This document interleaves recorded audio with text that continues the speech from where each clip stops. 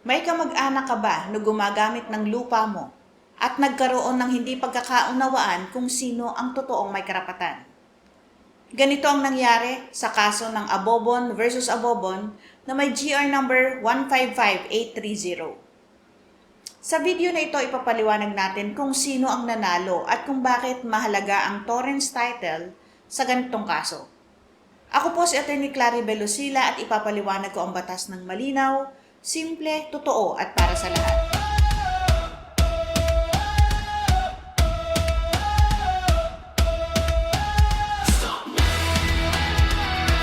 Taong 2021, binago ng Korte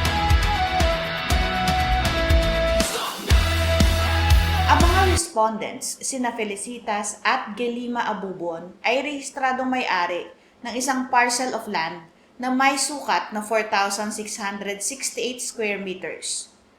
Ito ay unirrigated rice land sa Labrador, Pangasinan na nakapangalan sa kanila under TCT o Transfer Certificate of Title number 201367. Pinayagan nila ang kanilang first cousin, si Numeriano, na gamitin ang lupa ng libre. Ngunit nang kailanganin na nila ito para sa kanilang sarili, inutos nila kay Numeriano na ibalik ang lupa. Tumanggi si Numeriano na sinasabing siya ang may-ari ng lupa nito sa pamamagitan ng mana mula sa kanyang mga magulang. Ayon kay Numeriano, kanyang sinaka ang 3,000 square meters na lupa at ito ay bahagi ng donation propter nuptias mula sa kanyang lolo papunta sa kanyang ama. Ngunit itinuring ng korte na magkaibang lupain ang claim niya at ang lupa ng respondents. At hindi legal ang donation propter nuptias dahil sa kakulangan ng perma at pagsang-ayon ng kanyang ama. Ayon sa MCTC, pinabura nito ang respondents. Inutos kay Numeriano na ibalik ang lupa at bayaran ng damages at attorney's fees. Pagdating sa Regional Trial Court, kinumpirma nito ang desisyon ng mababang korte. Sa Court of Appeals naman, kinumpirma rin, ngunit binura ang deklarasyon na ang respondents ang may-ari ng lupa. Ang ilang issue sa kasong ito ay kung maaari bang sabihing may-ari si Numeriano ng lupa dahil ginagamit niya ito ng matagal at ayon sa pamana. At maaari bang ang pag-atake sa torrents title ng respondents ay maaaring mangyari sa pamamagitan ng defensive claim lamang.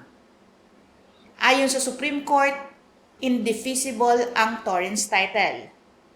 Ang transfer certificate of title ay ang pinakamahusay na ebidensya ng ownership. Gayon din si Numeriano ay hindi pwedeng mag-collateral attack sa TCT ng respondents o sa titulo ng respondents. Kailangan niya ang direct action para ipa-void ang titulo. Ang kasong ito ay possession lamang, kaya ang korte ay nagdesisyon kung sino ang may karapatan na una sa possession. Ang MCTC, RTC at CA, ang findings nila na may pagkakaiba ang lupa na sinaka ni Numeriano at ang claim ng respondents ay pinagtibay ng Supreme Court. Tinanggal din ng Supreme Court ang awards ng moral damages, exemplary damages at attorney's fees dahil ito'y walang sapat na ebidensya. Tandaan po natin, ang rehistradong may-ari ay may priority sa possession. Ang collateral attack sa titulo ay bawal. Kailangan ng direct legal action. Kahit pa matagal mo na itong sinasaka ang isang lupa, hindi ka otomatikong may-ari kung may titulo ang iba. At ang damages at attorney's fees ay kailangang patunayan. Hindi basta-basta ay dinideklara o aligasyon lamang. Sa property disputes, lagi nating alamin sino ang rehistradong may-ari at kung paano ang legal na kilos laban sa torrents title. Para sa iba pang legal tips sa lupa at pamana, subscribe at panoorin ang iba pa naming videos. Patuloy po kayong manood, magtanong at matuto ng tungkol sa batas. Magandang araw po, ako si Atty. Claribel Lucila.